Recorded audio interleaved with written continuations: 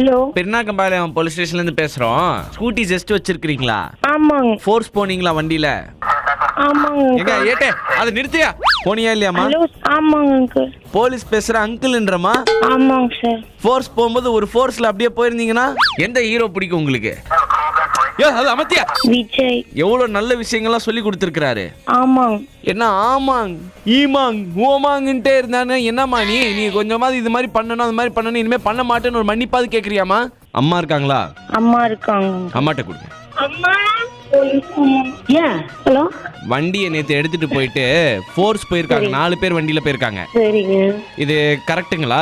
ஐயோ, அவளுக்கு அது தெரியாது சார். ஒரு நிமிஷம். சாரிங்க சார், இனிமேல் பண்ண மாட்டேங்க. தெரியாம பண்ணிட்டேங்க. டபுள்ஸ் மட்டும் தான் போனோம்.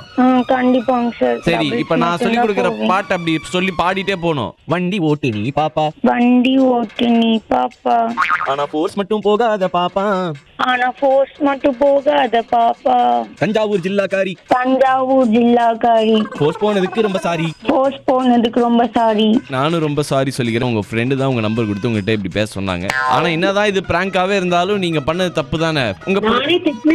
நீங்க என்ன திட்டினீங்க? 4 பேர் எப்படி போனாங்க அப்படின்னு. ஒருத்தர் பின்னாடி ஒருத்தர் உட்கார்ந்து தான் போயிருப்பாங்க. வேற எப்படி? யார் அந்த ஃப்ரெண்டுன்னு தெரிஞ்சுக்கலாங்களா? வாய்ப்பில்லை ராஜா.